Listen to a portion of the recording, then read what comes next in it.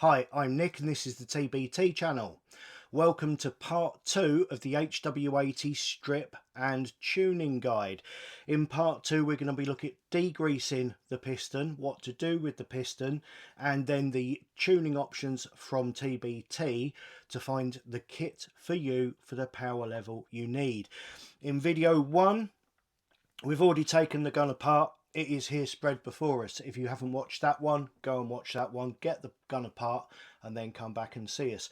We've also looked at the trigger unit. We've looked at the trigger unit adjustment video, how to quickly and easily and most importantly for free adjust your HW record trigger unit. And now first of all we're going to degrease, and it is very simple with this. We've got a very grubby looking piston there, so we've got some tissue, we've got some brake cleaner, and we're just going to give it a squirt, and that's it. A squirt and a rub, and all the grease is going to come off. Now if you've got a new gun, there'll be a lot of grease in here and it'll be quite sticky. You want to get all of it out, especially from around the front of the piston seal. There we go, that's him. The next thing we want to do with the piston is pop it into a cordless drill, and what we're going to do is we're going to spin it up and look to see if the piston skirt is oscillating. If it is, it means the latch rod inside of the piston isn't straight, which means it's going to throw the piston off as it fires, and that will lead to a poorer firing cycle and potential damage to the guide. So spin that up. We see in this case it's running perfectly central, so that's not an issue. Next we want to polish the piston, which with this, start off with some wet and dry paper, medium wet and dry paper, until you get rid of any witness marks on the piston. Then go to fine wet and dry paper, and finally auto sol or similar metal polish to get it all nice and shiny. Then your piston is ready. Next we want to degrease the inside of the compression tube. You'll have seen, if you've watched others of my videos, that I have a special rod that I use for this purpose. It's nothing fancy, nothing posh. It is just a length of rod with a very amateurish notch cut out there. I can't even remember how long ago I made that. And what that's for is we can spray inside of there with the degreaser, then get our cloth, pop that onto our rod, and then that will go up, if I hadn't done it quite so clumpy and thick, inside of the compression tube and clean the walls. Go on there, just show the nice ladies and gentlemen. There we are. So that goes down inside there, cleany cleany, degreasy degreasy, and back out again. Look at that, that's what you want. You want to do that until that's clean. Also, while we're here, have a little rub around any other metal to metal contact points, like the edges of the barrel there, where it goes into the cocking shoe there. And it is also worth having a little rummage around on the inside of these cocking slots, just with a small needle file, diamond file, something like that. Take off any potential burrs on the inside of those so it doesn't damage the piston seal on the way through. So now our gun is degreased. I'm just going to give a little wipe on the face of the trigger block there. Our gun is degreased. So which kit should you use? We offer 3. The HW80 is a Magnum powered air rifle. It is happy to run at the power it is designed to run at, which is 18 to 20 foot-pounds. That is where it is at its best. It shines, it is brilliant. At that power there's nothing else can touch it.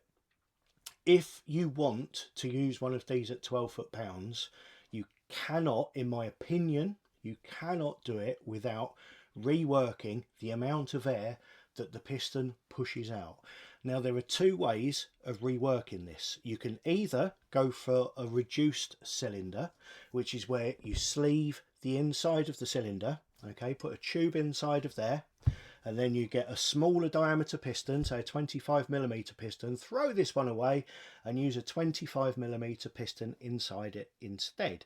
That reduces the volume of air being pushed, which reduces the potential power of the gun.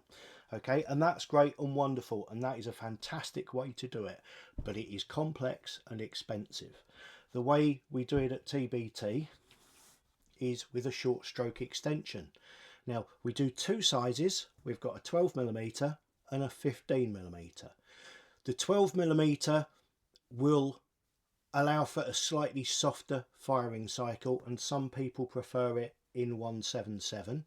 However, if you ask me, and many people do, I prefer the 15mm in every case.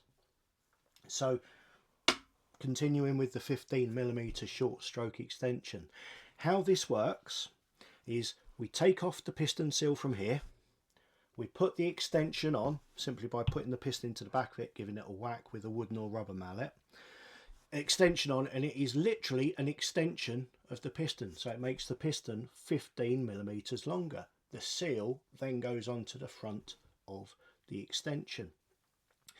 Because the piston is now 15mm longer, it means there's 15mm worth of air less being pushed out by the piston.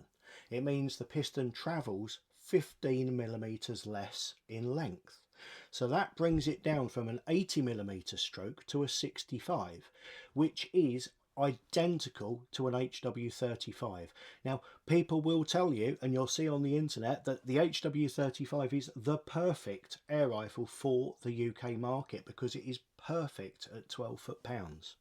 By putting a 15mm short stroke extension onto your HW80, you are effectively making it an HW35 inside, but without that awful stock and teeny tiny thin scrawny 12-foot long barrel.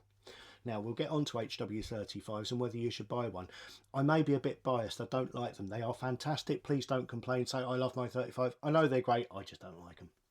So you can have an HW35 that looks good simply by putting an extension on. I've offended so many people with that. Never mind. So that is to make it run at 12 foot-pounds, and in conjunction with that you will get one of our Magnum springs that we're having made, similar to our premium springs, but these are a thicker wire gauge. They're designed specifically for 30mm pistons and 28mm pistons, heavyweight pistons. They need a thicker gauge of wire to make them move well. You can do it with an HW97 spring. That's what normally comes in a UK HW80, but it feels awful in my opinion. It's slow, it's like a rocking horse, it takes forever. So you will get one of our shorter Magnum springs, a short stroke extension and fitted guides, and that and a pot of bum side, and that will make it work at its best under 12 foot-pounds. Next, if you don't need to keep it under 12 foot-pounds for whatever reason, we do two flavours of Magnum kits with our Magnum springs. We do this one, which is the Magnum reduced kit, which is my favoured kit. It's the one I run myself. It runs about 17 foot-pounds. It's easy to put back together. It doesn't require a spring compressor to put it all back together, and more importantly for me, with my Duff shoulder at the moment, it's a lot easier to cock, and 17 foot-pound is enough in most situations. So with that, with all of our kits, what you have to do first is remove the rear guide from the spring. It'll be tight in these ones because these have more preload, because the Magnum springs expand differently. They're a little tighter in the spring to start with than in the premium spring, so it's a firm grip, clockwise twist, and as it twists, that's when you pull it out. If you try and pull it out straight, you won't. And with our reduced kit, you will see you get one of these flanges. Now that is deeper so that there's more preload on the spring. What we found when we first did these, the first couple that went out, we had some of them breaking, and what it was is there wasn't enough preload on the spring, and because there wasn't enough, the spring was shuffling after the firing cycle, and it could in some cases break the flange. So we've put a deeper flange in the reduced power kit to give it a little more preload, so that simply doesn't happen. So if you don't have to worry about a 12 foot-pound limit, but you don't want the excess of going up to 20, then the reduced Magnum is for you. If you just want to go for it, you want it at its best power possible, then we do the Magnum export kit. Okay, now this one is the full length spring. Inside of the kit you will get power washers. I suggest you don't try fitting these, because the spring really is as much as will fit in the gun. If you put these in, there's a good chance it won't cock. Power washers, in my opinion, are in these kits for if you've reduced the power by reducing the spring and you've gone just a little bit too far, that's to bring it back up again. But in this kit, if you put it in from the outset, it'll be difficult, and it may not cock. And also, when you're putting the gun back together, you will need a spring compressor, because this spring is, I mean, it's got hardly any give in it at all. It's a beast of a spring for a beast of a gun. So that is it. You have three options. You have a 12 foot-pound option, which is the Maxi Pro kit with an extension, 12 or 15mm. 12 if you like a soft cycle and you're using 177, 15 for anything. My preference is 15. Feel free to experiment. Let me know what you think. Then we have two Magnum kits. We have a reduced power for about 17 foot-pound, and we have a full power for about 20 foot-pound. That is it. End of this video. Join me in the next video when we look at how to re-lube and rebuild your rifle. Thank you very much for watching. Please like and subscribe. I'll see you all again soon.